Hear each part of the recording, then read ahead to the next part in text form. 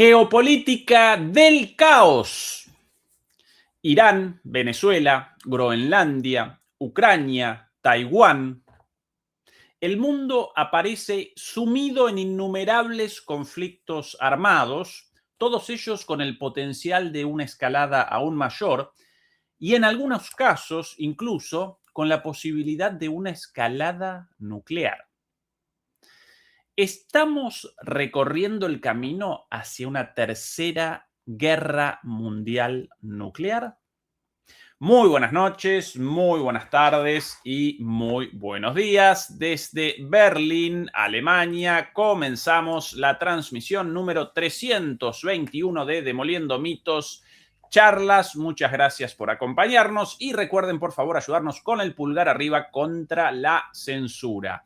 Nos acompañan hoy dos analistas de lujo, de super lujo, de recontra lujo, conocidos por todos ustedes, dos ex DMP, aunque quizás no tan ex, porque recuerden que DMP podría eventualmente recomenzar si ustedes nos acompañan en nuestro canal de Patreon. ¿Quiénes? Concretamente el señor Santiago Martínez y el señor Eduardo Bior. Santiago y Eduardo, hola, ¿qué tal todo por ahí? Muy bien, por aquí, pues frío y lluvia. Llueve, vamos, nadando una semana y bueno, temperaturas 10 grados, que aquí ya le llegan. Bueno, aquí Al sin revés. nadar con una sequía terrible en Buenos Aires y 31 grados. Acaba de caer un chubasco, pero de esos que sirven para mojar la punta del dedo y pasar de largo. Nos estamos derritiendo.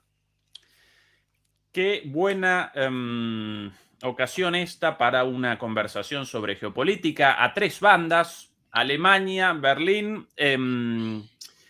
Santiago, vos en Galicia, si no recuerdo mal, y Eduardo en Buenos Aires, efectivamente. ¿Qué tal si comenzamos con la cuestión más candente en este momento, por sobre todas las cosas, el día de ayer, cuando todos los indicios de alguna manera parecían encaminados hacia un ataque militar estadounidense en Irán, tropas, aviones de repostaje estadounidenses en el aire, aviones de monitorización como los AWACS, la orden del presidente Trump del retiro del personal militar innecesario de las bases estadounidenses en Medio Oriente, posibles objetivos de una respuesta iraní en el caso de un ataque de los Estados Unidos y de Israel el día de ayer, declaraciones, todos los medios del mundo básicamente presentando como un hecho el inminente ataque, el cierre del espacio aéreo iraní y los cazas iraníes en el aire a la espera de un ataque de Estados Unidos e Israel. Finalmente, el ataque no fue perpetrado. Aún estas escenas precisamente esta mañana en la ciudad de Teherán, la vuelta de la calma, en el espacio aéreo nuevamente aparece abierto. Trump realizó declaraciones ayer aparentemente de tono desescalatorio, si no recuerdo mal, algo así como: los iraníes están abandonando las matanzas de las personas capturadas en las protestas. Sin embargo, recordemos que estas idas y vueltas, estas declaraciones a veces escalatorias, a veces desescalatorias, por lo general acompañan los ataques de Estados Unidos y de Israel, generando confusión antes de finalmente la concreción del ataque. ¿Qué análisis podemos y debemos realizar de esta situación en Irán? ¿Cuán inminente un ataque? ¿Por qué? ¿Cómo podría responder Irán? ¿Cuáles las posibilidades de escalada? Por donde ustedes quieran, quien quiera comenzar, el micrófono cedido. Eduardo, tal vez. Bueno, si me pasan la pelota, adelante. Yo creo, Ezequiel, Santiago, buenas tardes, buenas noches para ustedes en esta primera reunión virtual del año. Un año que se viene muy movido y con un riesgo de guerra inminente, inminente. Yo creo que lo que hay que, aquí hay que ponerlo en el marco general, primero que nada, que es la enorme debilidad del Estados Unidos como potencia hegemónica, su transición de imperio global a imperialismo territorial, imperialismo nacional bajo Trump, que tampoco está cuajando mucho por la propia resistencia de la oligarquía financiera internacional.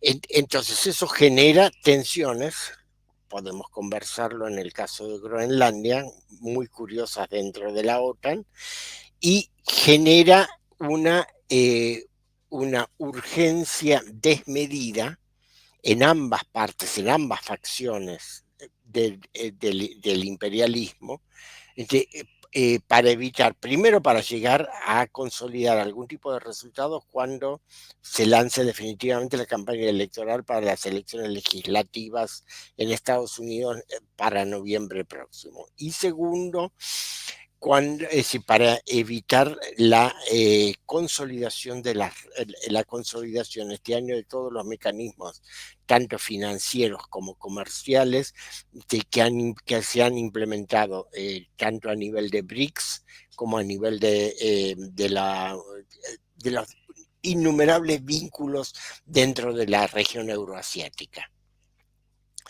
Entonces, la urgencia es mala consejera en política. Eso, y hace que uno se desboque y no piense mucho las consecuencias de lo que está haciendo.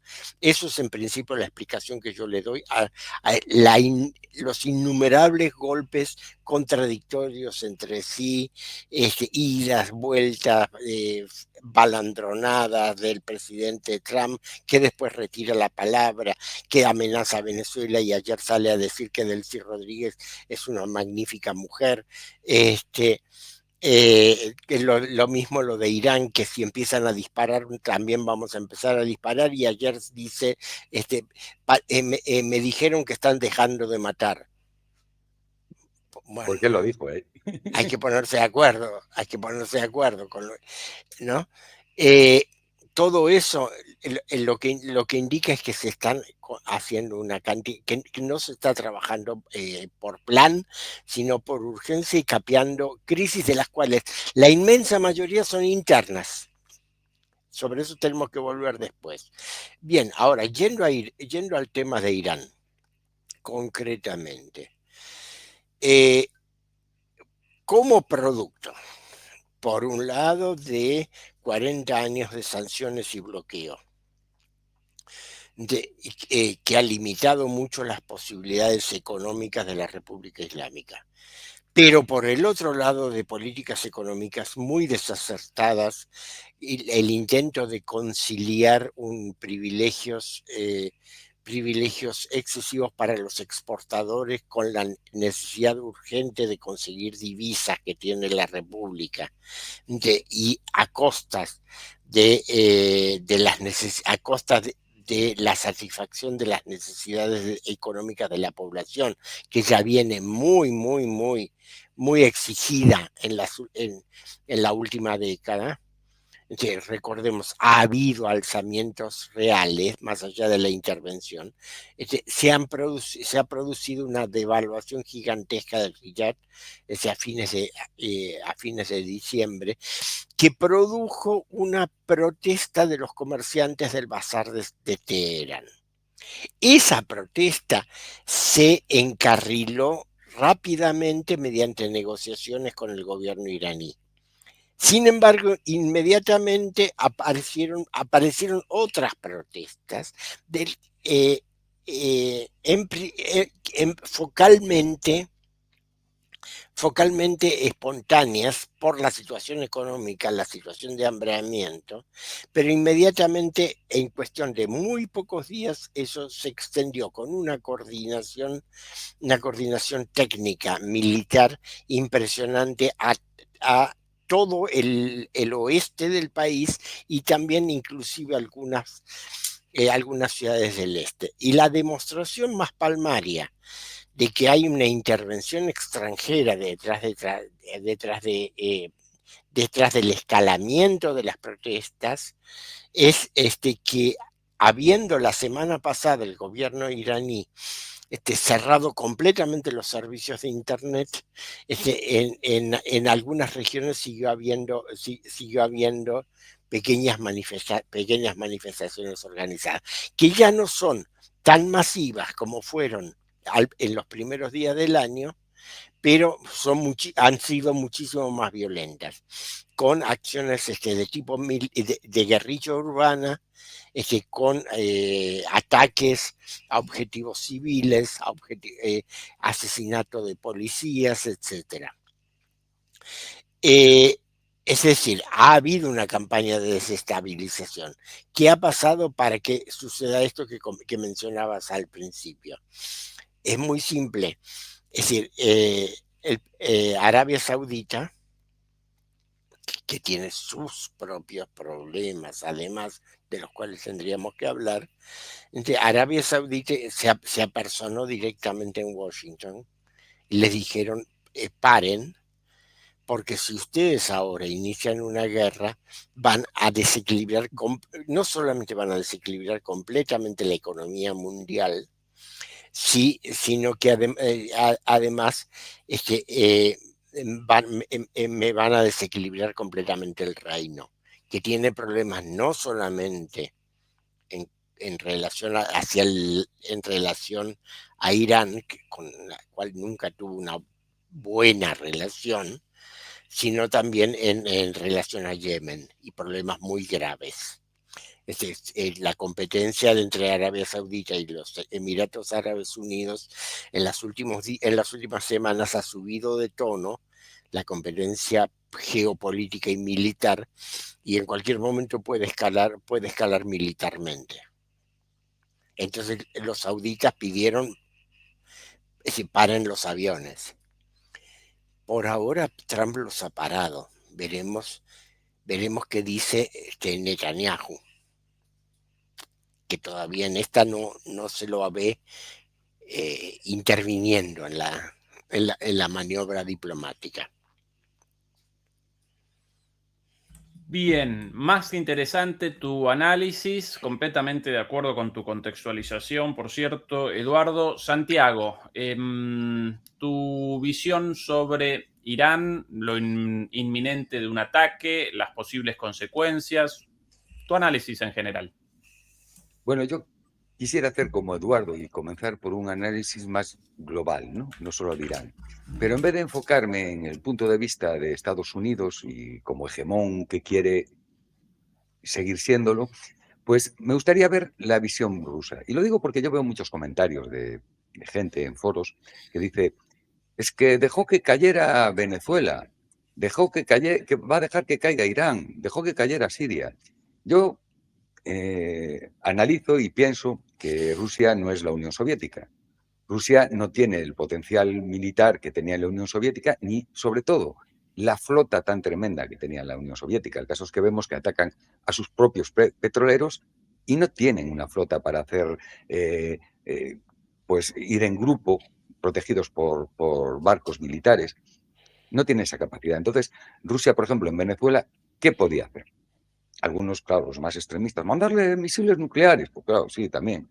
Pero claro, si actúa de esa manera, mandándole armas de alta tecnología, ya no nucleares, pero misiles modernos y tal, pues sería un enfrentamiento ya directo entre Rusia y Estados Unidos, contando de que hay una negociación en Ucrania que Rusia no quiere romper, no le interesa. Aunque no le interese aceptar la paz, no le interesa romper la negociación.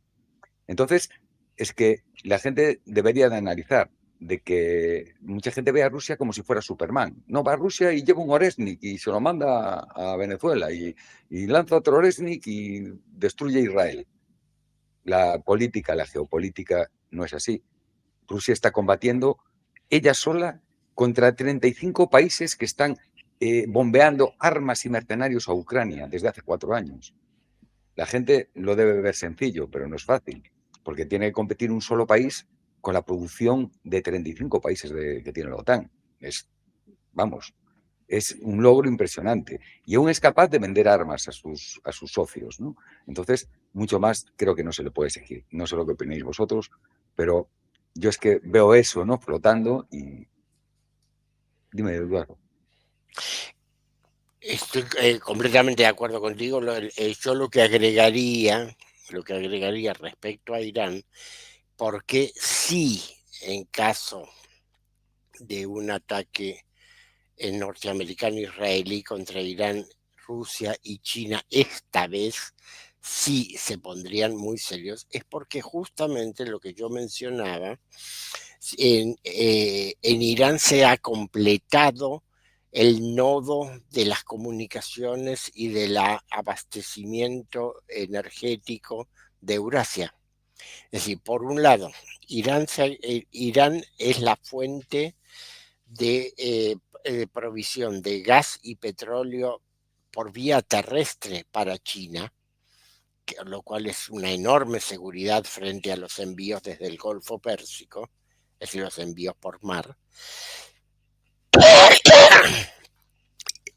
Y por el otro lado, Irán es el camino para China, para la proyección del proyecto de la franja y la ruta hacia el Mediterráneo en algún momento, cuando se defina la situación en la costa del Mediterráneo.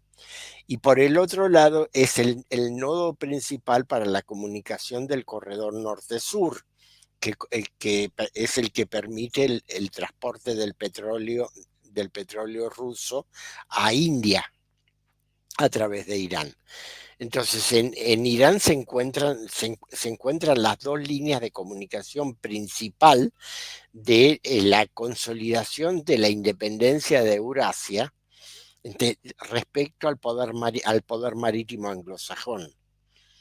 Es decir, en Irán está la posibilidad para Eurasia de tener un proyecto de desarrollo que no dependa de los mares, que ha sido siempre la debilidad de Eurasia frente a Europa. Y eso, por esa razón, es previsible que tanto China como Rusia esta vez no lo vean con tanta calma. Al mismo tiempo, justamente esto que estoy señalando y que tienen una cantidad de correlatos, tanto bancarios como financieros, como comerciales, nuevos mecanismos y demás, es lo que urge la acción de la acción de las potencias anglosionistas para tratar de romper el esquema iraní.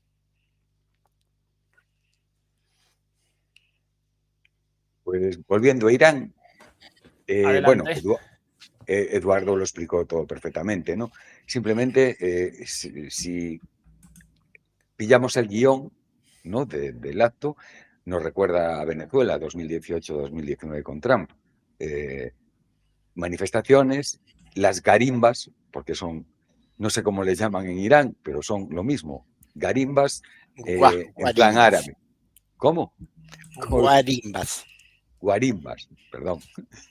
Pues eso, las guarimbas, pues con acento árabe, ¿no? Bueno, más bien persa, ¿no? Indudablemente los servicios secretos del Mossad y de Estados Unidos, seguramente los británicos, como buenos perros falderos, también estarán en la cuota, pues utilizaron todo tipo de medios con sus agentes que ya tienen enfrentados en Irán, llevar esas manifestaciones que son genuinas, porque en todos los países nos manifestamos y queremos aumentos de sueldo, mejoras. Son unas manifestaciones que fueron llevadas primero por un bloqueo bestial. Es lo que hace siempre Estados Unidos, te bloquea económicamente, te mata de hambre, como pasa con Venezuela, con Cuba, con Irán. Y cuando te mata de hambre, pues claro, normalmente la gente, el pueblo, cuando pasa necesidades, no ve a Donald Trump, ve a quien manda en su país, a él le exigen, ¿no? Hay gente que es más comprensiva con la situación, gente que no lo es, o que no tiene conocimientos para serlo también, ¿no? Entonces te destroza el país. Ahí empiezan las manifestaciones. Después las manifestaciones pues son infiltradas, indudablemente, y de ahí pues a un golpe de Estado tipo naranja, ¿no? Tipo revuelta naranja, ¿no? Hay que ver que, tenía aquí los datos, se registraron en Irán decapitaciones de policías, personas quemadas vivas, incendio de edificios públicos, comisarías, comercios, viviendas. En algunas ciudades se quemaron hasta 200 tiendas. Se atacaron 53 camiones de bomberos, 8 de ellos destruidos. Se incendiaron 180 ambulancias en 3 días, así como docenas de bancos y mezquitas. Y las autoridades iraníes señalan que tienen pruebas, tienen datos de que algunos heridos fueron rematados y que se pagaron hasta $600 por atacar una comisaría, $1.500 por matar a un manifestante, 300 por quemar vehículos oficiales. Se incautaron 1.300 armas y bueno, fue cerrar Internet, sobre todo Starlink, que es más, decomisaron, no sé cuándo, no recuerdo la cantidad, pero se miraba el vídeo y había cientos de unidades de antenas Starlink. Y bueno, pues capturaron documentos, transcripciones, etcétera, etcétera, etcétera, de todo esto. Es indudable. Por eso Irán, ya después de estas manifestaciones, ya no se fía, como pasó con la guerra de los 12 días, que atacaron y no había ningún avión iraní en el aire, los generales reunidos todos en un mismo sitio. No, cerró su espacio aéreo, fueron unas horas, pero ya lo cerró. Los aviones estuvieron en el aire, no sé si los arriesgarán, porque, a ver, los F-22 y los F-34 te pueden hacer mucho daño. Pero están preparados.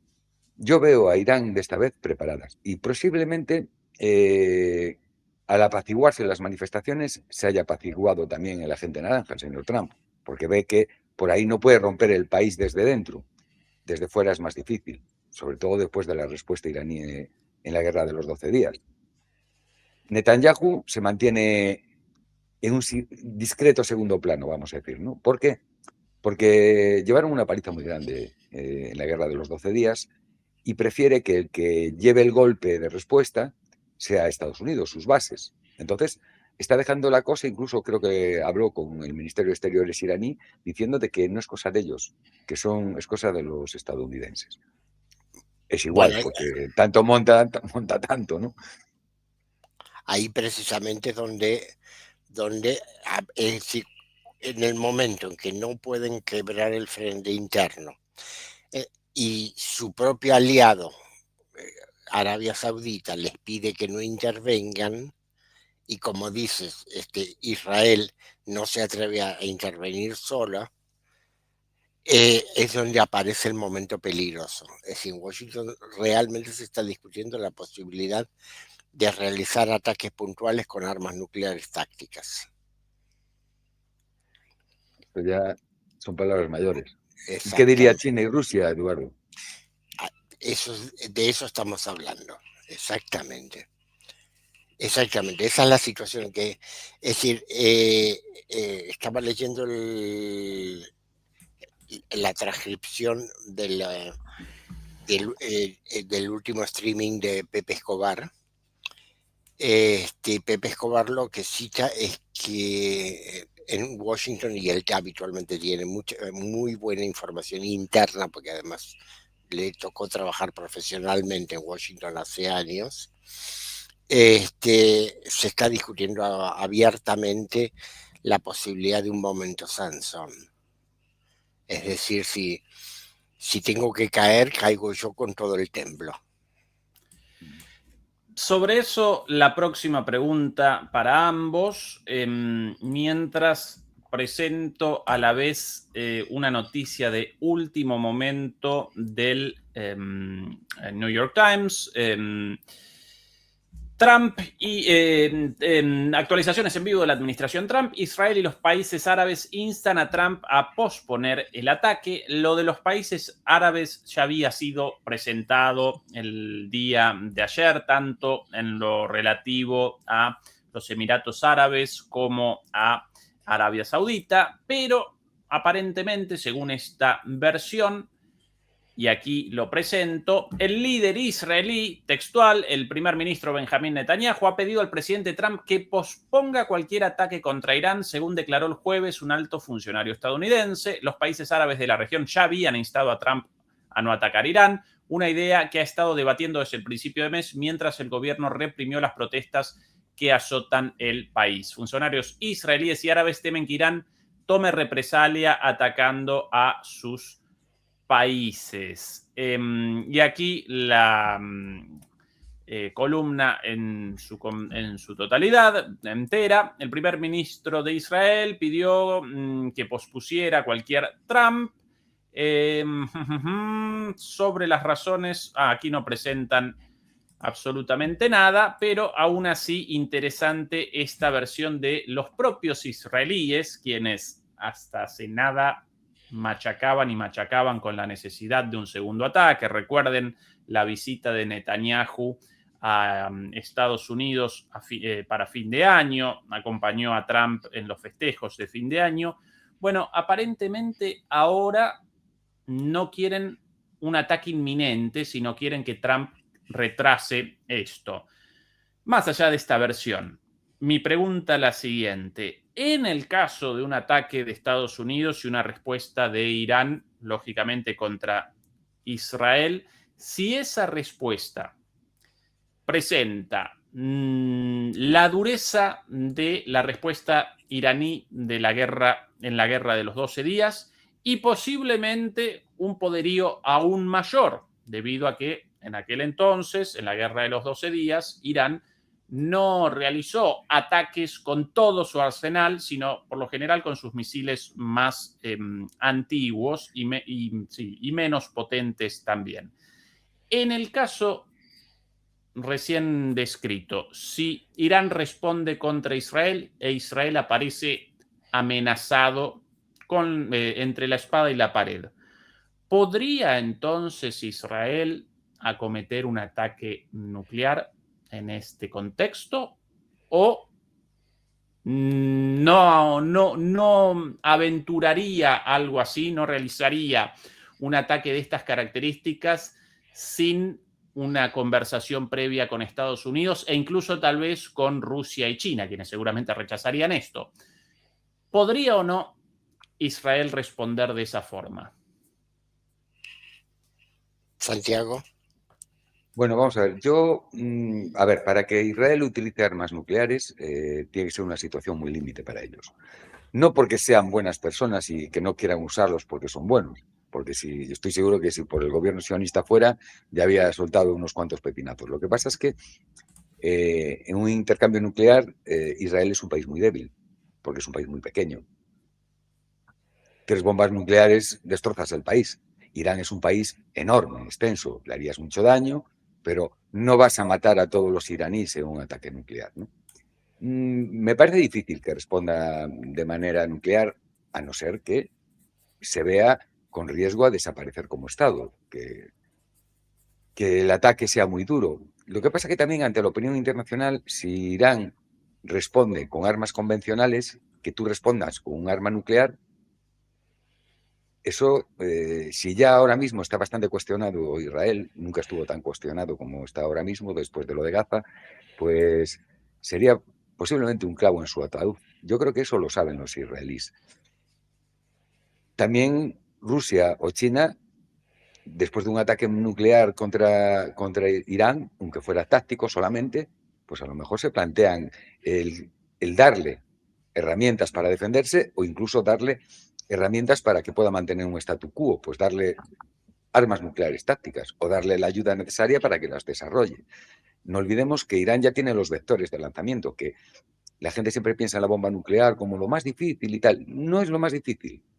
Una bomba nuclear, casi cualquier país puede hacer una bomba nuclear. Si tienes centrales nucleares y técnicos, no es algo muy fuera de lo normal. Lo difícil es cómo tiras esa bomba nuclear. No la vas a tirar con la mano. Necesitas vectores de lanzamiento. Aviones de capacidad estratégica que puedan lanzar esas bombas solo tienen las grandes potencias. Vectores de lanzamiento, que son los misiles, es que es dificilísimo desarrollarlos. Por eso Irán lleva aguantando años y desarrollando en silencio, aguantando golpes y desarrollando, porque sabe que lo más importante es tener esa capacidad misilística tan bestial que ahora mismo tiene. Ahora mismo es hacer la bomba y ponerla ya, simplemente en un misil. Tiene un montón de vectores nucleares para lanzarla. Las grandes potencias además tienen la armada, los submarinos, los barcos.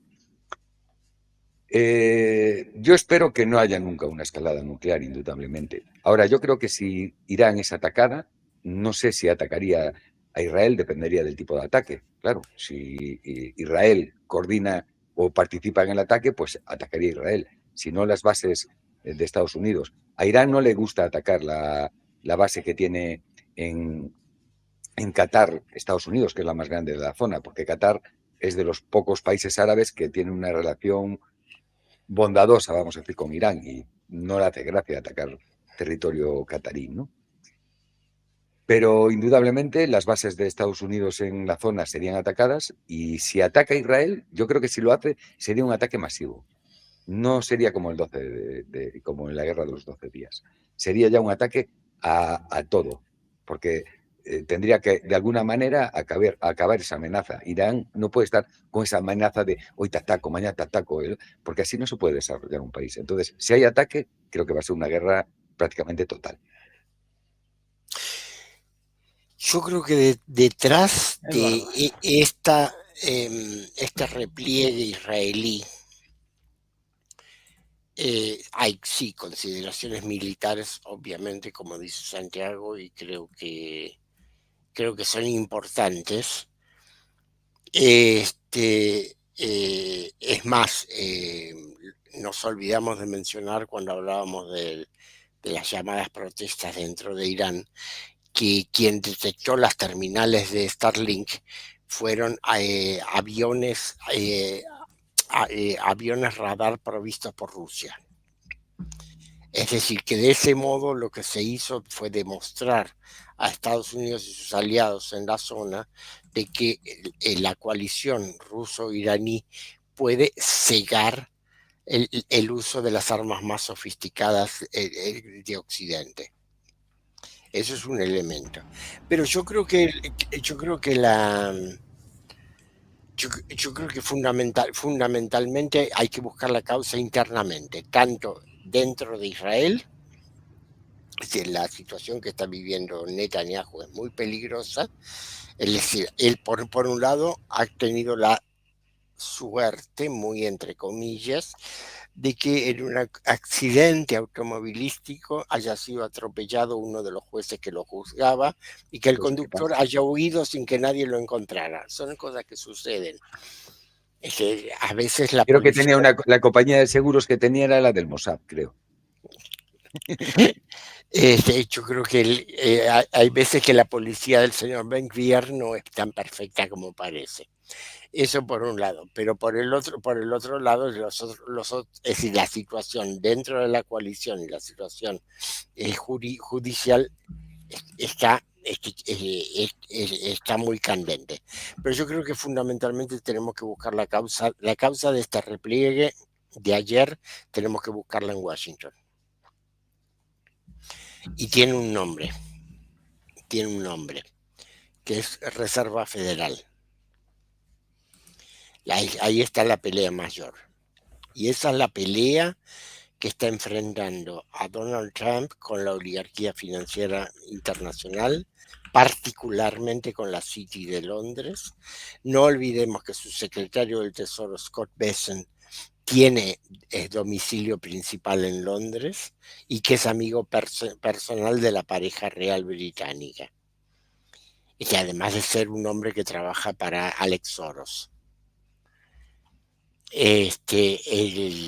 Si están de acuerdo, pasamos de tema porque esto es lo que nos lleva en forma directa al tema Groenlandia. Ahora, Eduardo, ¿y tu perspectiva sobre la posibilidad de una opción Samsung en Israel algo completamente impensable o que Israel lo haga, que Israel lo haga. Que en el caso de un ataque de Estados Unidos e Israel contra Irán, e Irán responda con mayor dureza aún que en la guerra de los 12 días. ¿Podría Israel, acorralado en esta situación, acometer un ataque con sus armas nucleares contra Irán?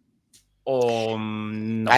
Para eso, Ezequiel, la historia nos enseña que el Estado sionista es demasiado británico como para hacer esas cosas.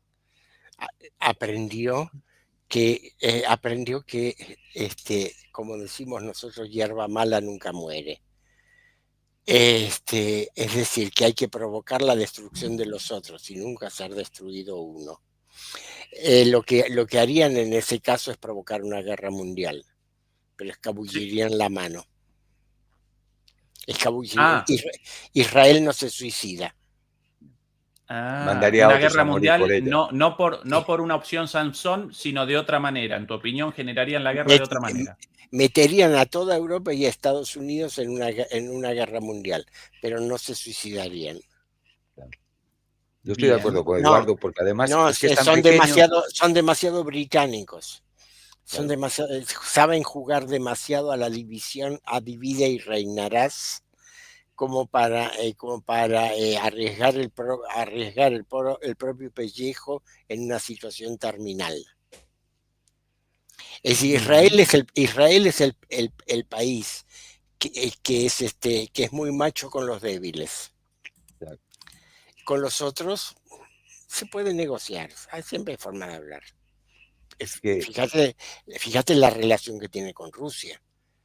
Es decir, no es amiga de Rusia, pero con Rusia está en un estado de diálogo permanente, tanto por la situación regional como por el millón de judíos que hay en Rusia, como por la minoría de origen ruso en Israel, como por los lugares santos de Jerusalén que están apadrinados por la Iglesia Ortodoxa rusa.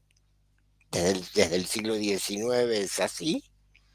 Es decir, el apadrinazgo general de todas las confesiones cristianas en Tierra Santa está a cargo de la Iglesia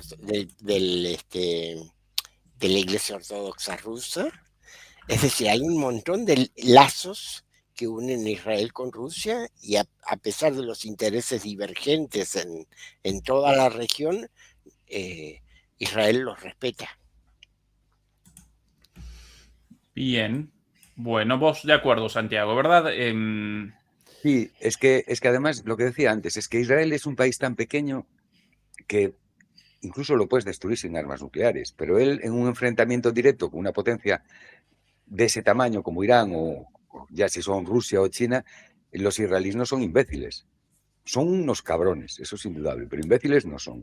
Entonces saben que con un país de ese potencial, es que es un país muy pequeño. Con que destruyas 2 ciudades de Israel, te has cargado el país. No tienen mucha defensa. Tienen más poder sobre el débil, como dice Eduardo, claro, sobre los desarmados. Bien, incluso podría un país como Irán, realizando un ataque contra la central nuclear de Dimona en Israel, generar la destrucción de Israel, careciendo Irán aún de armas nucleares.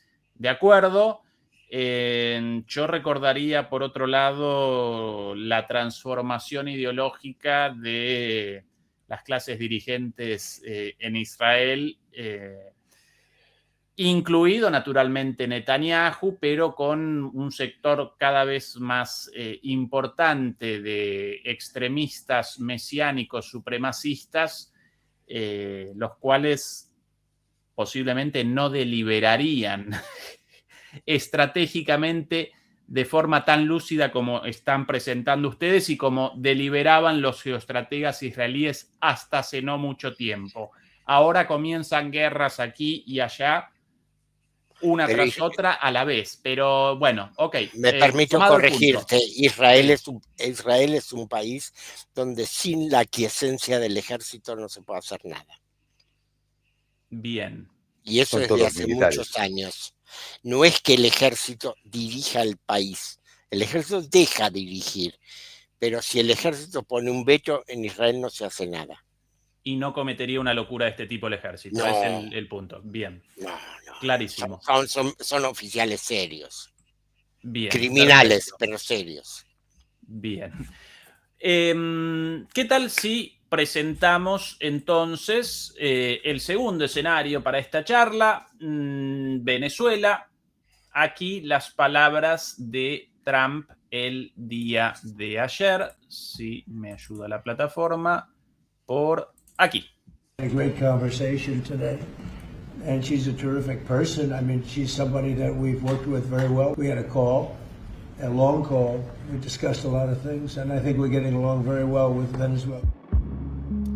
Bien, aquí por su parte, puedo aquí, pausa. Esta la publicación de Delcy Rodríguez en Twitter o en X. Esta la publicación posteada en el video. Yo, por las dudas, voy a presentar directamente la publicación de X, por las dudas, en el caso de un cambio o un error en la copia de este mensaje. El original. Aquí sostuve una larga y cortés conversación telefónica con el presidente de los Estados Unidos, Donald Trump, desarrollada en un marco de respeto mutuo en la que abordamos una agenda de trabajo bilateral en beneficio de nuestros pueblos, así como asuntos pendientes entre nuestros gobiernos. Esta es la situación actual, pero querría de ustedes, por favor, no solamente un análisis de esta situación de reacercamiento y de negociación entre las partes, sino de alguna manera un análisis retrospectivo de lo sucedido hasta aquí en Venezuela desde el ataque del 3 de diciembre en adelante. Quien quiera comenzar, bienvenido. Santiago o Eduardo. ¿Podés, por favor, volver a poner el texto? Porque quiero comenzar por allí. Con gusto. El texto aquí, Eduardo. Perfecto. En este texto quiero subrayar 3 pasajes. Desarrollada en un marco de respeto mutuo. Eso en el lenguaje de la diplomacia internacional quiere decir, como dirían los mexicanos, nos hemos mentado hasta la madre, pero con respeto. Es decir, eso indica que no hubo acuerdo. Número 2. Abordamos una agenda de trabajo bilateral, no es acordamos. Trabajamos sobre la agenda. Acá no dice que se hayan puesto de acuerdo en nada. Así como asuntos pendientes. ¿Cuál es el asunto pendiente entre Venezuela y Estados Unidos? Devuelvan al presidente secuestrado.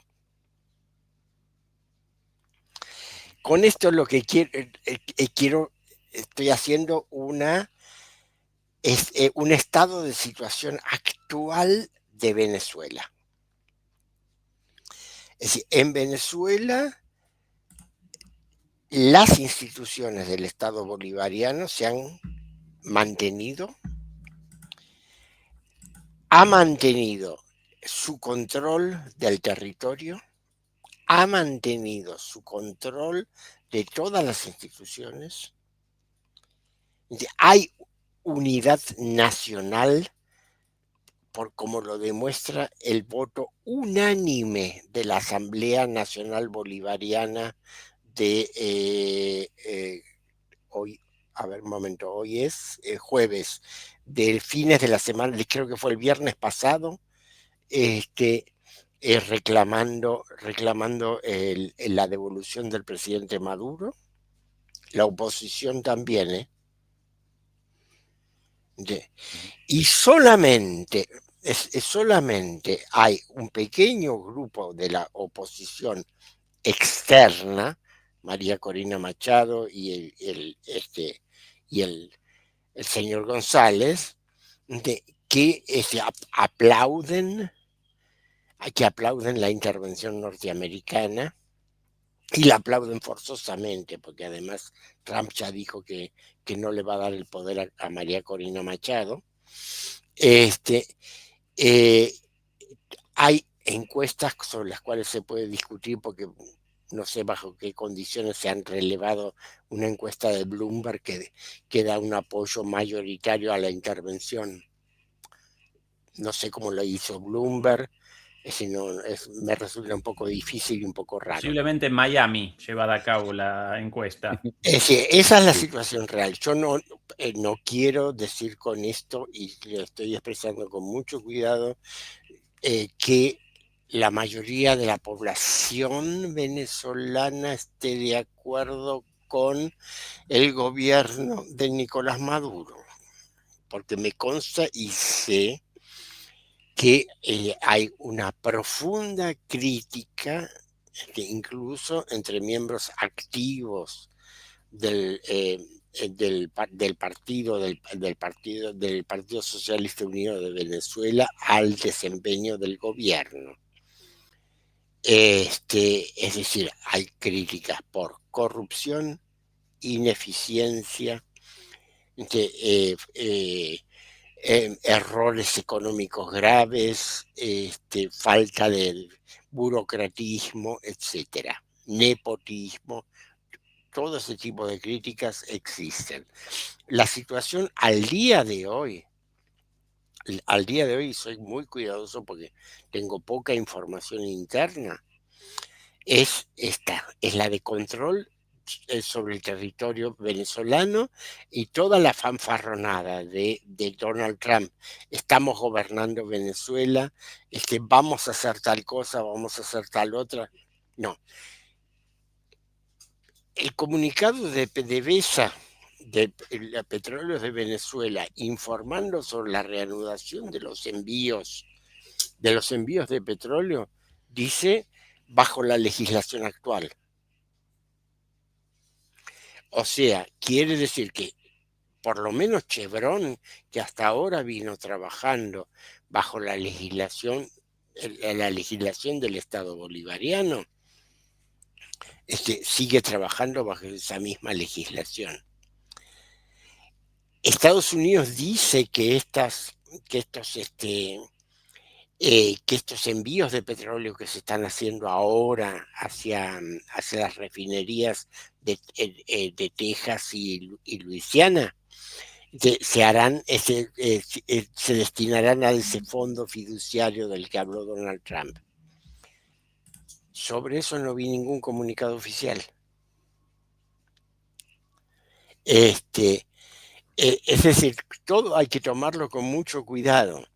Obviamente, si entran en tu país con una fuerza especial y secuestran a tu presidente, te han pegado una bofetada fuerte.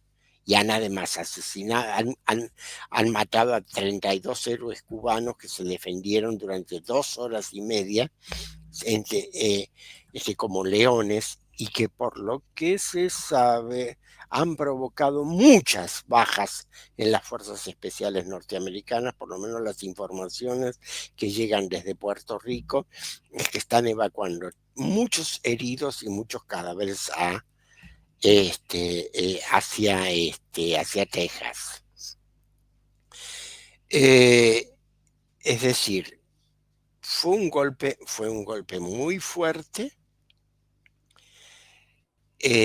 pero ni lograron la caída del gobierno bolivariano, ni lograron que se desordenara y caotizara el país, ni lograron un golpe militar. Es decir, el control sobre el país hoy en día lo sigue teniendo las mismas fuerzas que lo tenían a fin de diciembre pasado. Y creo que Trump lo está tomando en cuenta, por eso es que ahora dice es una mujer magnífica. Sí, bueno, se puso los puntos sobre las IES. Bien, interesante tu análisis. Santiago, ¿cuál tu visión de lo sucedido? Pero también cuál tu visión de la situación actual, pero también cuál tu visión de lo sucedido en cuanto a qué quería el gobierno de Estados Unidos, el gobierno de Trump con esta acción?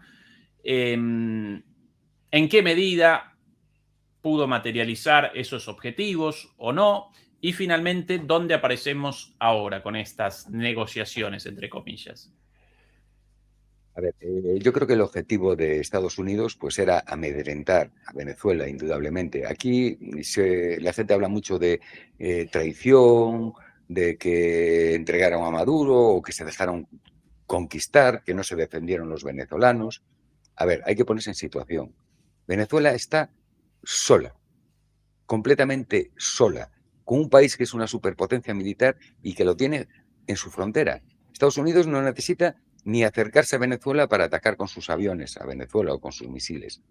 Está sola porque aunque Rusia, incluso Irán y China le presten su ayuda, la ayuda es muy relativa. Mientras han podido, les han mandado armas, supongo que algún instructor, pero no puede hacer mucho más.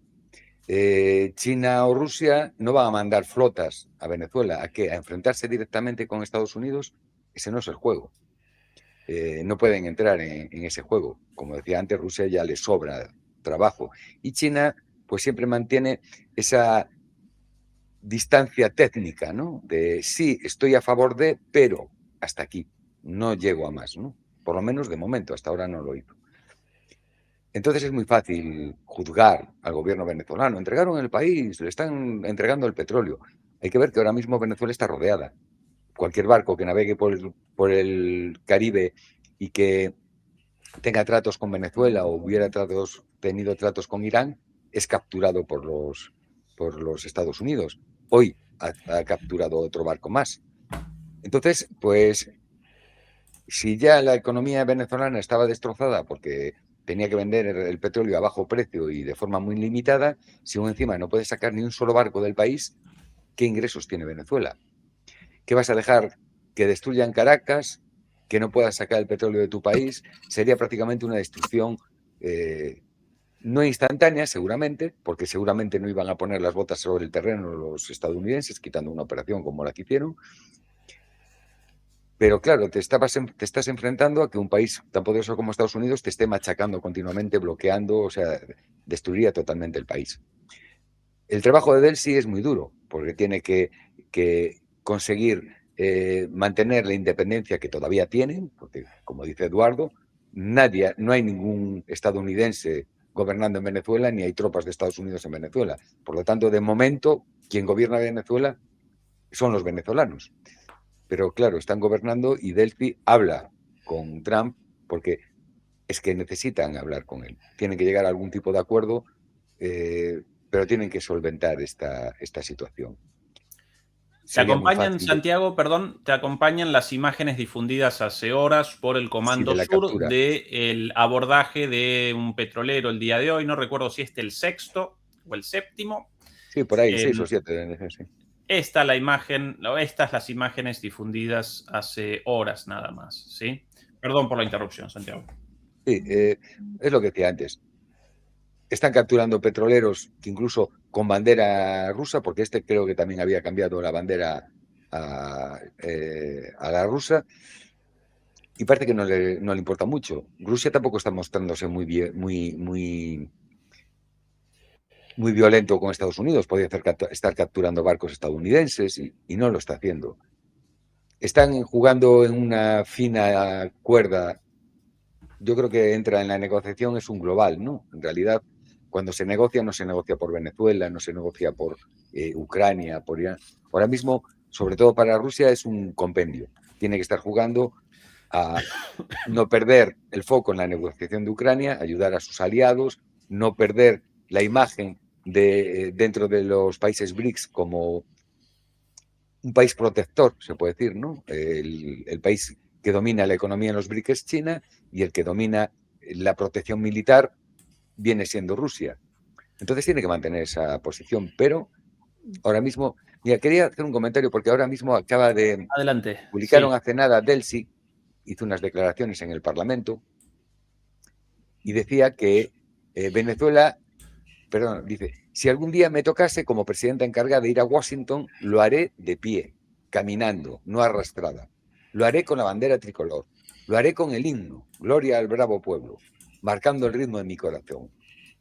También dice que Venezuela toda está amenazada y por eso llamo a la unidad, a la unión nacional, para que, con la soberanía por delante, demos la batalla diplomática. Con Bien. eso sí que tienen la ayuda de Rusia y de China, que es muy valiosa. Venezuela en la ONU, pues no tiene, ni en la ONU ni en los grandes foros internacionales, no tiene un peso importante. Pero si lo apoyan Rusia y China, cambia la cosa, porque pueden bloquear sanciones, pueden hacer muchas cosas. Y bueno, ahora mismo Venezuela lo tiene muy difícil, va a tener que aprender a navegar, a nadar y guardar la ropa, más bien, como dice el refrán, intentar quedarse con dominando su país, con su soberanía, pero va a tener que negociar con Estados Unidos porque si no lo van a encerrar. Bien, eso sin dudas. Ahora, también Estados Unidos debe establecer una negociación con Venezuela. Ambas partes aparecen forzadas a la negociación y hasta el momento Venezuela parecía dispuesta a la negociación, mientras que Estados Unidos no. Por eso todavía proliferan las hipótesis sobre el objetivo de Trump en esta intervención. Y quería presentar por eso dos hipótesis, no necesariamente contradictorias entre sí, y querría sus opiniones al respecto. La primera, la hipótesis lanzada por Pepe Escobar sobre la razón principal del ataque a Venezuela. Para Escobar, acá presenciamos un ataque de Estados Unidos contra China, pero por sobre todas las cosas contra China en defensa del dólar, ¿sí? Debido a que Venezuela realiza la exportación de su petróleo desde el inicio de las sanciones mayoritariamente a China, 80% del petróleo venezolano vendido a China, y en yuanes o en monedas distintas del dólar.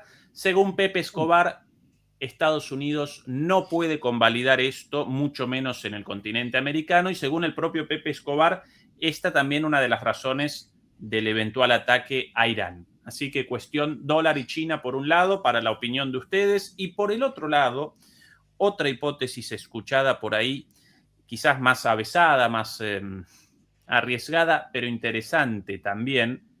Y Eduardo recién, hace un ratito, recordaba a la escolta presidencial de Maduro, cubanos muertos defendiendo a Maduro, y por ahí apareció la versión de que en realidad Estados Unidos con esta operación quería, además de la captura de Maduro, la captura del aeropuerto militar de La Carlota en Caracas, para comenzar ahí sí el descenso mucho más masivo de tropas aerotransportadas, lo cual generaría sentido recordando la enorme cantidad de recursos militares concentrados en el Caribe para después una operación en la cual participaron unos pocos soldados, entre comillas. Y según esta hipótesis, la respuesta venezolana habría rechazado este intento de captura del aeropuerto militar de La Carlota y por eso después Trump reacomodó la narrativa de queremos un ataque, un desembarco en Venezuela o un ataque mucho más fuerte en Venezuela y la caída del régimen a no, solo queríamos la captura de Maduro, su enjuiciamiento y ahora comenzamos una negociación con las autoridades allí vigentes. Esa es la segunda hipótesis. Querría la opinión de ambos sobre esto antes de que comencemos con el tercer tema, el de Groenlandia. Eduardo. Respecto a la segunda hipótesis, me parece absolutamente plausible. Es decir, que la operación haya fracasado, porque hay ciertos elementos que no se aclararon en el plano táctico militar. Si el objetivo era solamente secuestrar a Maduro, ¿por qué ataques en Mérida, en los Andes? ¿Por qué ataques en distintas partes del país? Es decir, porque justamente en Mérida fue donde produjeron las bajas civiles. Evidentemente el ataque tenía otros objetivos además del secuestro del presidente. Es posible lo que vos dijiste, el ataque en Mérida, me lo imagino si uno conoce, me lo imagino como consentido si uno conoce la geografía de la red eléctrica venezolana. La red eléctrica venezolana, heredera de la vieja dominación norteamericana, no existe como red.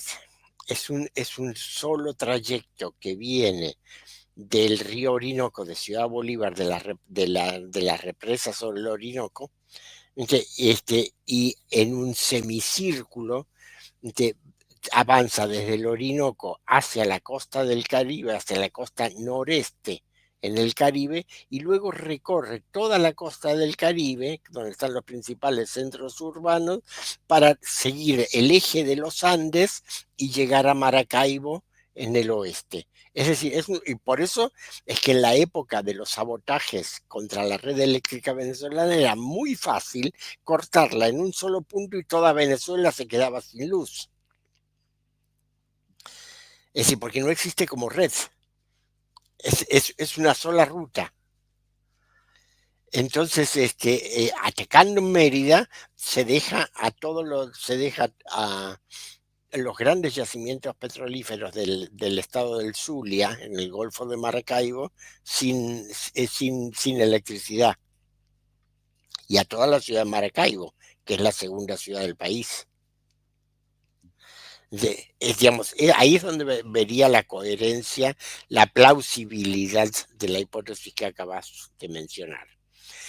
Respecto al tema del dólar, sí, sin ninguna duda. Es decir, al comenzar el programa dijimos que el ataque a Venezuela fue complementario de la estrategia dirigida a atacar a Irán. ¿Por qué? Porque la idea es, si se producía una guerra en Asia Occidental, Irán iba a bloquear el Golfo Pérsico. Y se iba a bloquear el suministro de petróleo del Golfo Pérsico. Por lo tanto, tomando el control sobre la producción petrolera de Venezuela, Estados Unidos, aunque no en forma inmediata, porque requiere una reconstrucción, trabajos técnicos de muchos años y muchas inversiones para estar disponible, se aseguraba, digamos, se hubiera asegurado una alternativa con otro tipo de petróleo, con petróleo pesado, pero por lo menos el petróleo pesado sirve para la producción de fuel, que es, digamos, el combustible que se usa principalmente en Estados Unidos en el transporte carretero y fluvial. Recordemos que el principal talón de Aquiles de la economía norteamericana es que no continúa, que hace muchas décadas que abandonaron el desarrollo de los ferrocarriles. Y Estados Unidos depende casi totalmente del transporte carretero y del transporte fluvial por el Missouri y el Mississippi. Y para eso necesita petróleo pesado. Por esa su dependencia de Venezuela. Entonces, eso por un lado. Y, digamos, es todo un conjunto. Es todo un conjunto. Sí, efectivamente, la necesidad de apartar a China de sus áreas de influencia mediante el restablecimiento del dólar. Es decir, conocemos la historia, creo que la hemos explicado muchas veces en nuestros programas. O sea, desde 1971, cuando Estados Unidos desvincula al dólar del patrón oro, el dólar comienza a flotar y se produce, digamos, queda sin respaldo.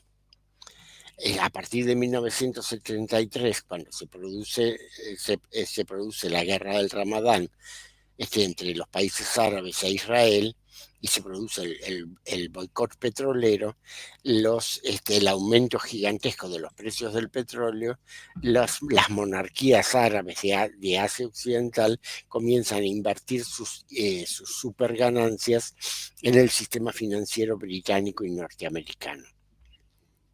Y eso es lo que le da el respaldo al dólar. Por eso, digamos, en 1974 Estados Unidos hace un acuerdo con Arabia Saudita para que el dólar se comercie, el petróleo se comercie exclusivamente en dólares. Eso es lo que le da respaldo a Estados Unidos para seguir emitiendo papel indefinidamente, como ha hecho en estas 5 décadas, financiar sus guerras y financiar su desarrollo tecnológico en los años 80. Es decir, todas sus aventuras militares en el mundo están financiadas con papel. Y ese papel tiene un respaldo, que es el petrodólar. Por eso Estados Unidos no puede admitir que haya países que abandonen el dólar en el comercio internacional. Es el pecado mortal. El problema es que hay muchos que lo están haciendo justamente por la propia prepotencia de los Estados Unidos. Porque como Estados Unidos no da garantías de seguridad política, la deriva hacia otras monedas, sin que sea una deriva total, sino manejarse con distintas monedas, le da a una cantidad de países del sur global seguridad económica. Es el caso de India, negociando, digamos, el petróleo ruso en rublos y rupias. Es el caso de Indonesia. Es decir, hay países muy importantes, economías muy importantes del sur global, que están manejándose con una canasta de monedas para en una situación de mucha turbulencia, tener previsibilidad.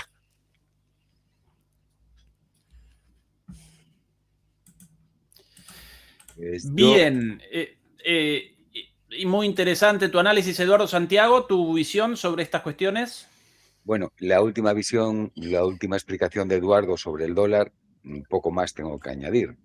En los últimos años, aunque no sea en grandes cantidades, pero continuamente aumenta la cantidad de países que utilizan otras monedas aparte del dólar. Y claro, eso es un problema para Estados Unidos. No puede exportar su inflación al resto del mundo. Es más, hoy publicaban que Estados Unidos está imprimiendo dinero de la nada.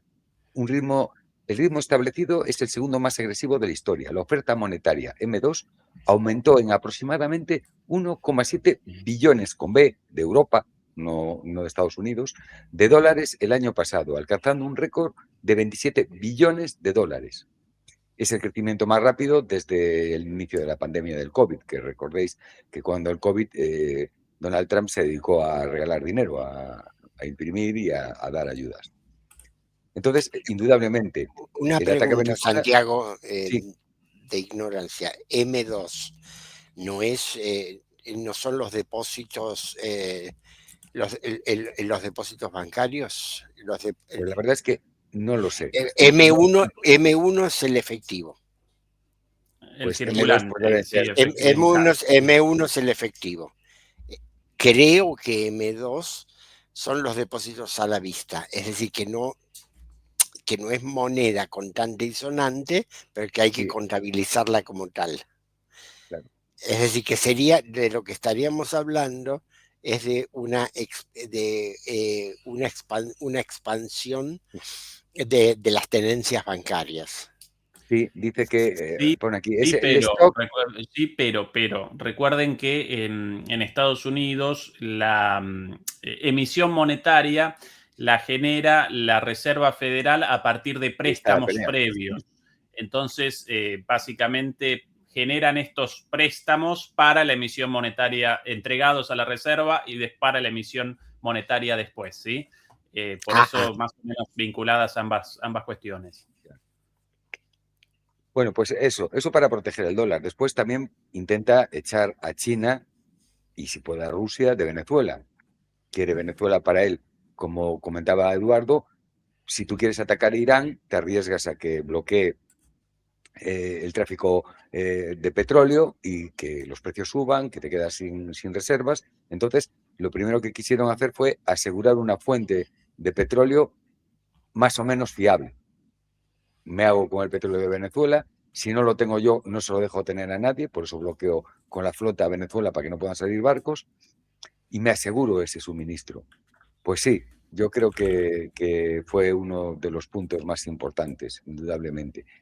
En cuanto al apartado militar, cuando se hacen operaciones de este tipo, suelen tener objetivos A, B, C, que se pueden ir cumpliendo según se desarrolle la acción, ¿no?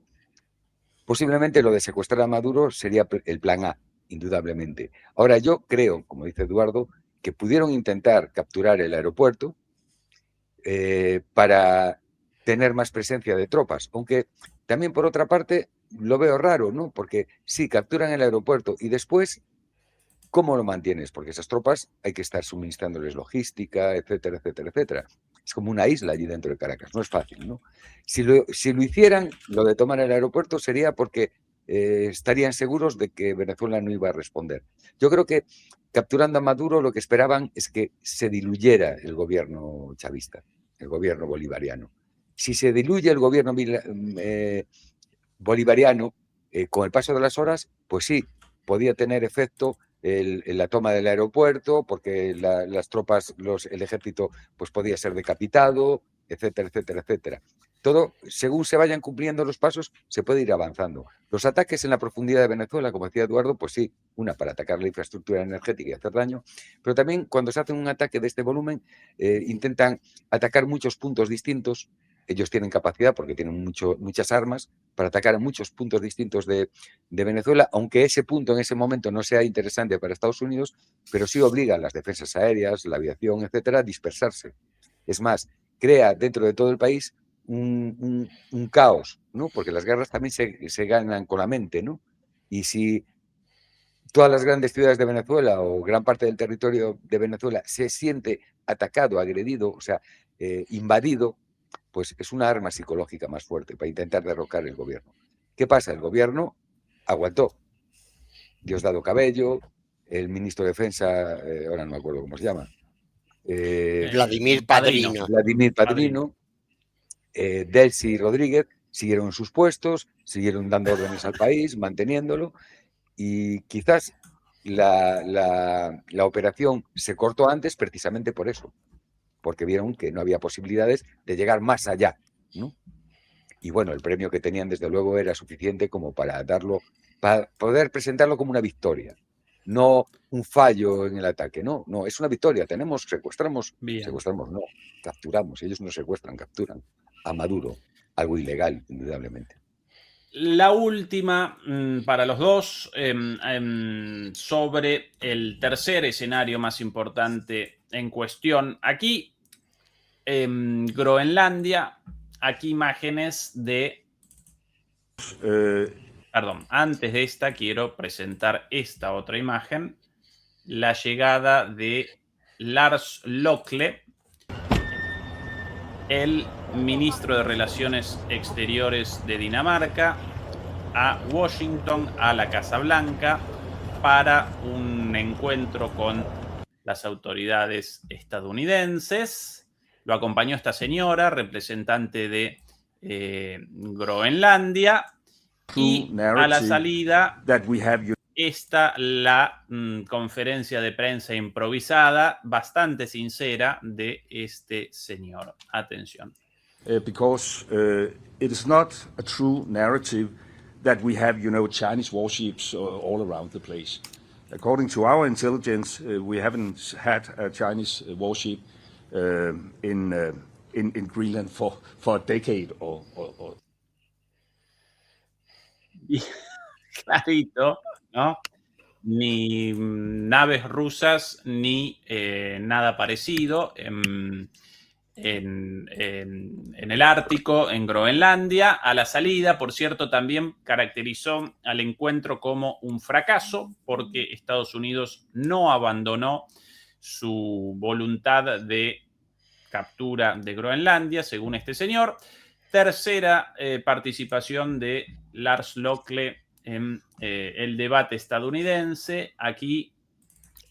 Ezequiel. You don't think they're going to vote? Sí. Enseguida vengo, disculpa. Bueno, adelante, adelante. Mientras Continúen, que yo enseguida vengo. Sí. Perfecto. Presentamos esto. Aquí Lars Løkke ayer en Fox. I mean, you don't think they're going to vote to break away? No, not at all. Because I think there's no way that U.S. will pay for a Scandinavian welfare system in Greenland, honestly speaking. You haven't introduced a Scandinavian welfare system But in you your own also country. don't believe the U.S. is going to invade Greenland, do you? No, at least I do not hope so, because, I mean, that will be the end of NATO. El fin de la OTAN. Estas las declaraciones ayer de el ministro de Relaciones Exteriores danés. Y Trump, ni corto ni perezoso, respondió lo siguiente. Esto aquí en inglés, pero aún así no podemos presentar. You were saying that you would potentially acquire Greenland by force. That would be a NATO country. You're saying that. Are you saying that? Would you do that? No, you're saying that. Would you acquire them by force right You're now? telling me that. Presidente, capturaría Groenlandia por la fuerza, y responde Trump. ¿Quién está diciendo eso? Usted lo dijo, no, yo no. Usted, reportera, debe estar diciéndolo. That's what Y de I'm vuelta en gonna do. esto. You don't know what I'm going to do. So what are the options? You're No not sabe lo que yo voy a hacer, responde The Trump. Danish foreign minister said that there's still fundamental differences after the meeting with Rubio and with the vice president. Are you willing to leave the NATO? El ministro de Relaciones Exteriores, después de la reunión con Rubio, dijo que todavía subsisten diferencias sustanciales. ¿Estaría usted dispuesto a una intervención directa? Alliance in order to get what you want with Greenland. What are the options right Well, I now? wouldn't be telling you what I'm willing to do, certainly. I'm not going to give up options, but it's very important. Greenland's very important. No le voy a decir a usted lo que voy a hacer, pero no puedo negar ninguna opción. Groenlandia es muy importante. National security, including of Denmark. And the problem is, there's not a thing that Denmark can do about it if Russia or Y esto es muy importante para la seguridad de Estados Unidos, para la seguridad de todo el hemisferio occidental. Y la cosa es que no hay nada que Dinamarca pueda hacer contra nuestra voluntad de tomar Groenlandia. China wants to occupy Greenland, but there's everything we can do. You found that out last week with Venezuela. There's everything. Pero nosotros, por el contrario, sí podemos hacer lo que queremos, como seguramente se habrá dado cuenta que hicimos en Venezuela. We can do about things such as Nosotros podemos hacer muchas cosas mientras que ellos no pueden hacer nada al respecto. that. Not going to happen. We're not. I can't rely on Denmark being able to fend themselves off. No puedo confiar en Groenlandia defendiéndose a sí misma y defendiendo el They were Ártico. talking about they put an extra dog, and they were serious about this. They put an extra. Y los dinamarqueses ahora están hablando sobre aumentar la seguridad de Groenlandia enviando otro trineo de perros. Dog sled there last month. They added a second dog sled. That's not going to do. Están agregando un segundo trineo de perros para la defensa de Groenlandia. Denmark fought alongside the United States. Bueno, la gastada, troleada, cargada de Trump sobre Dinamarca. No pueden hacer nada y nosotros podemos hacer todo.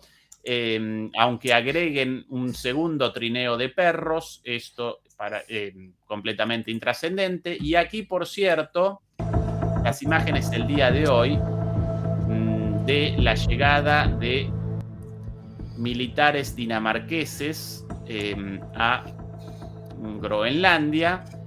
Mis respetos a los editores de Deutsche Welle presentando esto, porque realmente presentaron las imágenes del descenso de 4 soldados con esta música de suspenso como el desembarco en Normandía, más o menos, 4 soldados literalmente, grandotes, sin duda, los dinamarqueses grandotes, pero el envío de tropas de Dinamarca, y además acompañaron a este envío de 4 soldados un contingente de soldados y de asesores militares de 5 países, ahí puestos ahí exactamente, Alemania, Francia, Noruega, Suecia, y después la información de Reino Unido también, invitados por Groenlandia. Ahora bien, esta aparente reacción vigorosa de Europa contabilizó 13 soldados alemanes, 13 soldados franceses,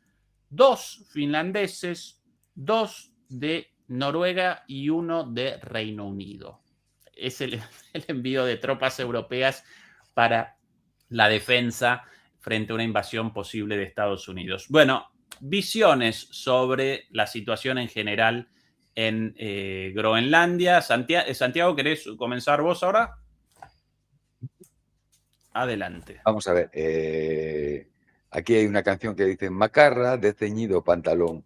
Bueno, no lleva el pantalón ceñido, pero es un auténtico macarra, indudablemente. Como dices tú, trolea a los periodistas, trolea a todo el público en general de todo el planeta, porque hoy ataco, mañana perdono, mañana es un narcotraficante, al otro día es muy buena persona, y él quiere mucho a los venezolanos, pues está enamorado de ellos y de los groenlandeses y de todos. Y la verdad es que se está riendo de Europa.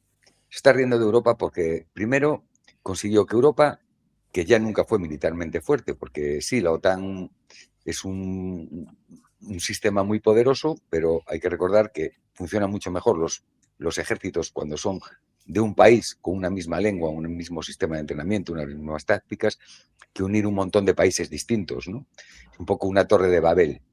Y es que aún encima consiguió que Europa se desarmara. Europa ahora mismo, aunque quisiera enfrentarse a Estados Unidos y mandar allí tropas y todo lo que fuera, Europa ahora mismo está desarmada. Todas sus reservas de armas las gastaron en Ucrania. No tenemos apenas defensas aéreas, no, prácticamente casi nada, ¿no? Además, no veo a Europa con el suficiente carácter para enfrentarse directamente a Estados Unidos si Estados Unidos quiere tomar Groenlandia. Si es verdad que la OTAN tendría que deshacerse, porque si uno de los miembros de la OTAN invade a otro de los miembros, pues deja de tener razón, indudablemente. ¿De quién te defiende Estados Unidos? Si te está invadiendo, ¿no? Es ridículo. Entonces, pues sí, se destruiría la OTAN. Parece que a Estados Unidos últimamente que la OTAN se destruya no les importa en exceso tampoco, ¿no? Hombre, si pueden mantenerla y no les cuesta mucho, pues está bien. Y es una manera de tener un dominio sobre Europa y seguir dominándola, ¿no?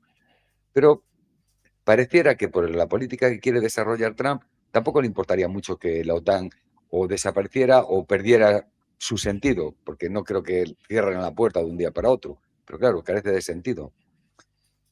La verdad es una apuesta arriesgada para Estados Unidos a nivel internacional, pero bueno, después de todas las declaraciones y todo lo que lleva haciendo, como capturar presidentes, etcétera, etcétera, etcétera, pues parece que no le importa mucho. Yo creo que Trump quiere llegar a las elecciones del Congreso de Estados Unidos con una gran victoria, como los generales romanos cuando llegaban a Roma tras conquistar las Galias, o a los bárbaros germanos, presentaban su candidatura a ser emperador gracias a extender el imperio, ¿no? Posiblemente quiera llegar a eso Trump, a las votaciones. También hay que ver con qué autorización va a invadir Groenlandia. ¿El Congreso estadounidense va a aceptarlo? Porque estamos hablando de invadir un país. Es una declaración de guerra formal, indudablemente. No puede hacerlo el presidente de Estados Unidos, eso tiene que hacerlo el Congreso de Estados Unidos.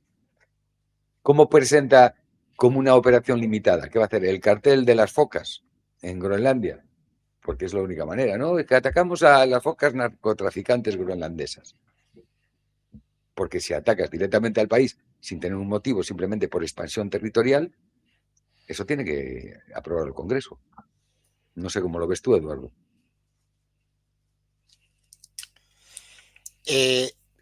Yo creo que, a ver, este tema tiene muchas facetas. En primer lugar, hay que tener en cuenta cuál es hoy la importancia geoestratégica de la isla de Groenlandia, la isla más grande del mundo.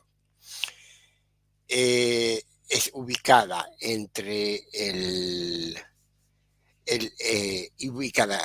inmediatamente al sur del Polo Norte, con costas sobre el Mar del Norte y sobre el Océano Atlántico en dirección a Canadá.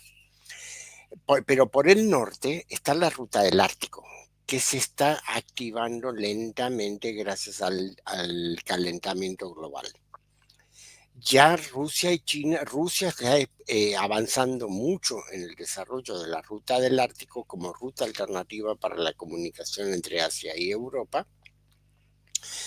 Y China quiere sumarse a eso. Ya algunas empresas chinas han empezado a hacer envíos durante el último verano boreal. Los rusos están muy avanzados hasta el punto, digamos, que tienen expediciones submarinas en el polo Norte. Hay toda una riqueza, además de minerales en toda esa región. Y Estados Unidos está muy, muy, muy retrasado en esa competencia porque no ha desarrollado su flota de rompehielos. Entonces, Groenlandia obviamente ahí tiene una ventaja enorme. Por un lado, por el lado oriental, controla el pasaje de los rusos hacia Europa, y por el otro lado, controla la ruta del Ártico americano, es decir, por el norte, por la costa norte de Alaska y la costa norte de Canadá. Ya sabemos que además Trump dijo que Canadá debía convertirse en el Estado 51 de la Unión. Eso por un lado, además de las propias riquezas que tiene la isla. Poco poblada, tiene menos de 60.000 habitantes. La mayoría son inuits que no ejercen el gobierno, es decir, el gobierno groenlandés es un gobierno autónomo dentro de la mancomunidad del reino de Dinamarca, Faroe y Groenlandia. O sea, hay toda una situación especial que le da importancia a Groenlandia. Por el otro lado,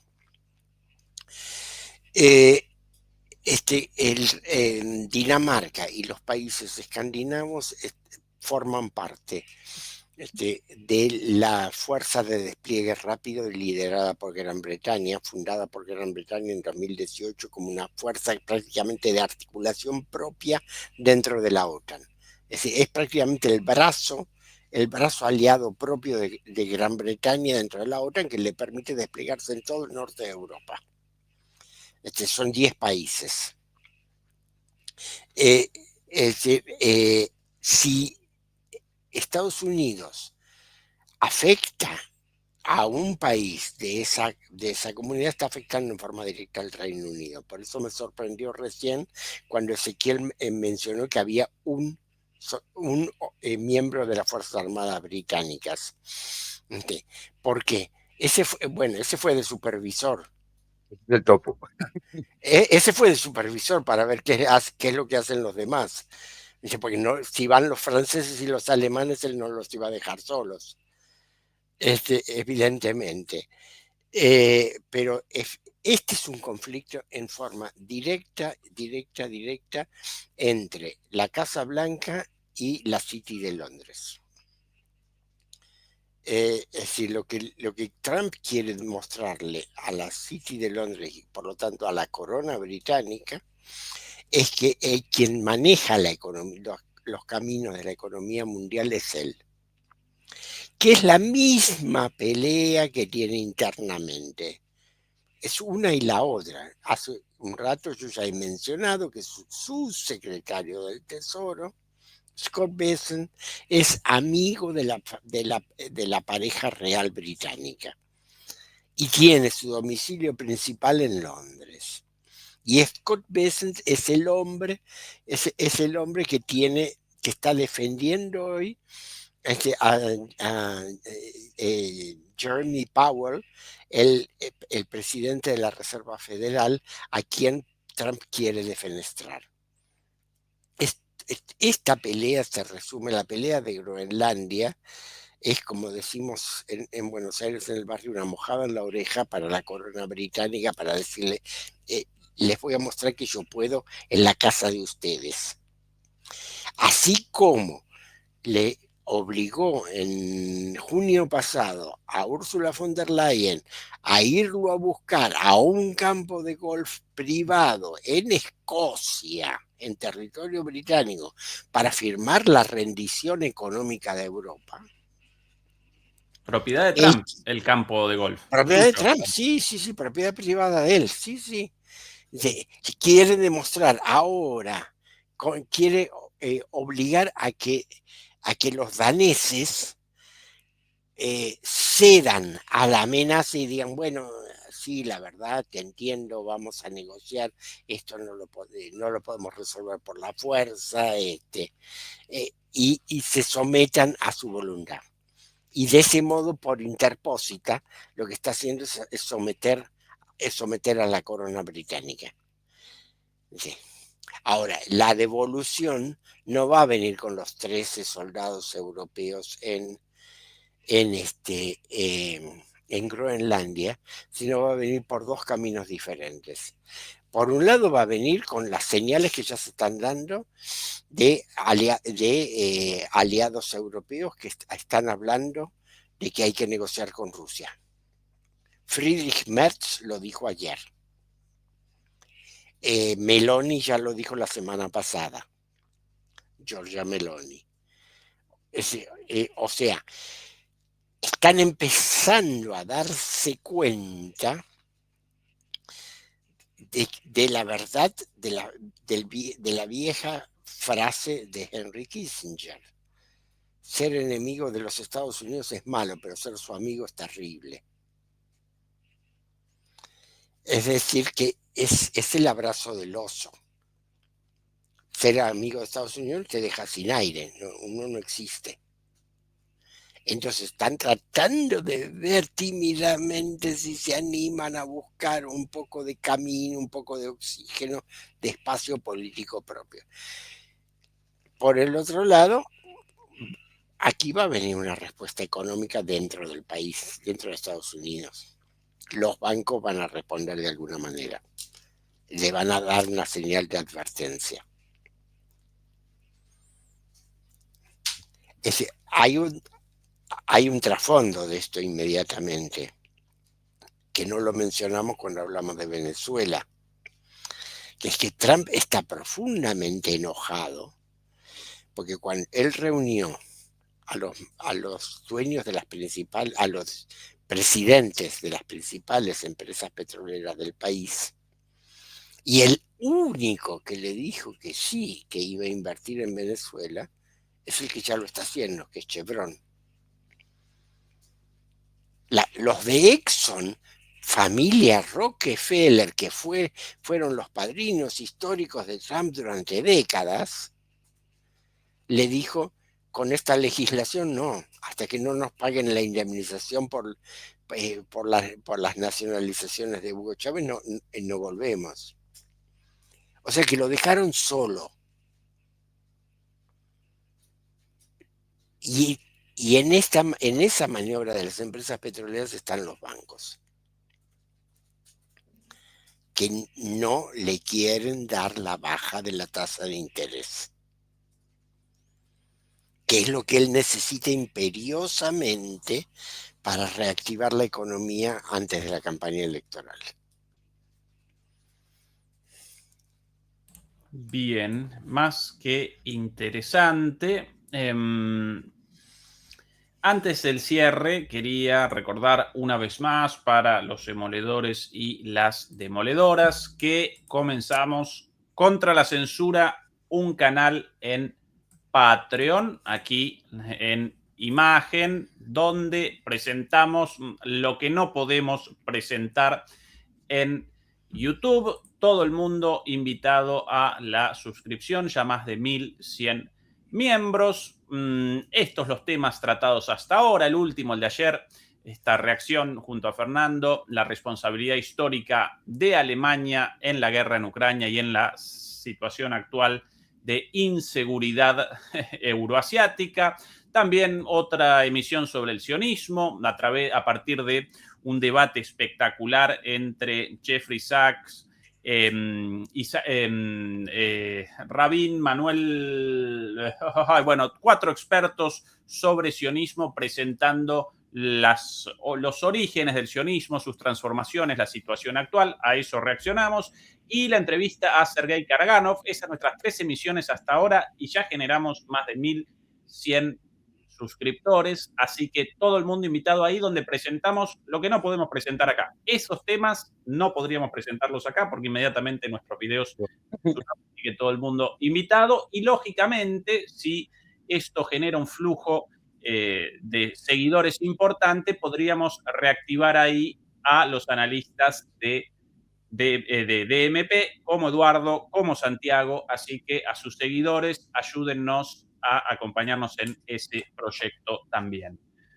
Dicho esto, estimados Eduardo y Santiago, lo que quieran para el cierre, abierto el micrófono a disposición de ustedes, un poco de promoción de sus cosas, naturalmente también, lo que quieran. Bueno, Santiago. yo quería cerrar con una pregunta, ¿no? En realidad, Estados Unidos ya puede poner tropas en Groenlandia. Tiene un acuerdo con Dinamarca de que tiene que avisar de que las va a llevar, pero puede llevarlas. Si presiona un poco a Dinamarca, estoy seguro que dentro de la OTAN, para protegerse del peligro chino, del peligro ruso y todo eso, pues estoy seguro que terminarían aceptando poner algún tipo de base militar, incluso aceptando acuerdos económicos con Estados Unidos para la explotación de los recursos de Groenlandia, porque la quiere capturar sobre el terreno. Ese es el punto, ¿no? Si ya la tiene prácticamente, entonces estamos hablando de seguridad nacional o de expansión territorial. Ese es el punto. Y después, bueno, invitaros a mi canal de Santiago Eroca News en YouTube. Ya conocéis mis canales de Telegram y de X. Y bueno, desde ahí crecer. A ver si vamos creciendo un poquillo. La censura está muy dura. Eduardo. Vuelvo a lo que dije al principio del programa, allá lejos y hace tiempo. Estamos al borde de una guerra nuclear en cualquier momento. Es decir, la situación está extremadamente peligrosa. Se han roto todas las normas jurídicas del orden internacional anterior. No hay institución internacional que pueda regular o arbitrar en los conflictos actuales. Estamos librados a la relación desnuda entre las potencias y entre los países. Como el gobierno norteamericano no logra reencaminar su propio bote, ni logra imponerse lo que sigo insistiendo que para mí es lo más importante, no logra imponerse a la oligarquía financiera para que el capital financiero funcione para la reindustrialización de Estados Unidos. Entonces, como no logra poner en marcha la máquina, los aranceles le han dado mucho resultado en el sentido de reducir drásticamente el déficit comercial de los Estados Unidos. Le han dado unos ingresos gigantescos al Tesoro norteamericano, pero al mismo tiempo han generado inflación en una cantidad de rubros y han roto cadenas de suministro. La única compensación que tendría esa ruptura tan grande es que la maquinaria industrial volviera a funcionar. Pero esa maquinaria industrial necesita crédito barato. Está muy retrasada y necesita mucho crédito para volver a ponerse en marcha y en algunos años plantearse la posibilidad de volver a competir con China. Y ese es el talón de Aquiles de Trump. no tiene el control de las finanzas. Y las finanzas están manejadas desde Londres, más que desde Wall Street. Y esa es la fuerza que tiene la monarquía, la fuerza de veto que tiene la monarquía británica. Y ese es el gigantesco peligro, porque Gran Bretaña es la que no se considera nunca atada a ninguna regulación entre las potencias. Y ahí está el peligro. El peligro no está tanto en Trump. El peligro está en que Gran Bretaña, para obligar a Estados Unidos a seguir siendo su aliada, inicie una provocación mayor contra Rusia, creo que más contra Rusia que contra China, que obligue a los Estados Unidos a implicarse. Y ahí es donde corremos riesgo de catástrofe. Es decir, ¿qué estoy escenificando? Para quienes saben algo de historia, estoy escenificando, estoy poniendo en escena el comienzo de la Primera Guerra Mundial, cuando las alianzas forzosas hicieron de una pequeña crisis local una guerra mundial. Eso es lo que hoy no existen alianzas forzosas, pero existen situaciones que por concatenación obligan. Es decir, si Gran Bretaña empieza algo en Asia Occidental e Israel se ve implicada, necesariamente se van a ver implicados los Estados Unidos. Y por ahí, por esos lugares están los riesgos, que son muy graves en este momento. Interesantísimo tu cierre. ¿Dónde te pueden acompañar, Eduardo, a vos, los seguidores? En este momento, hasta que volvamos a tener canales en YouTube, todavía no hay posibilidades. Ya lo iremos anunciando. En eso estamos, tanto con Santiago como, bueno, espero que con vos se dé también esta otra posibilidad. Y será un placer que me puedan seguir nuevamente en esos lugares. Y si no, pueden seguirme en Telegram bajo @ejvior, y lo mismo en X, o pueden seguir las publicaciones en el portal de Tectónicos, la arquitectura del mundo moderno, donde además pueden leer una cantidad enorme de analistas de distintos países de altísimo nivel. Tectónicos, también súper recomendado. Además, los vamos a participar acá. Bueno, Santiago acompaña los lunes a Juan Antonio Aguilar, pero además los vamos a participar a ambos acá, como también la semana pasada participamos a Javier Martínez y Adrián Zelaya, todavía pendiente Bruno Scarsini, dentro de los analistas de DMP, todavía no invitado, pero seguramente la semana próxima o la siguiente realizaremos una charla con él y con más, así que también los pueden acompañar a todos ellos por aquí. Dicho esto, demoledores y demoledoras, muchas gracias por habernos acompañado. Mañana nosotros nuevamente con Juan Antonio Aguilar, como todos los viernes. Un beso y un abrazo y hasta pronto. Chao. Todo.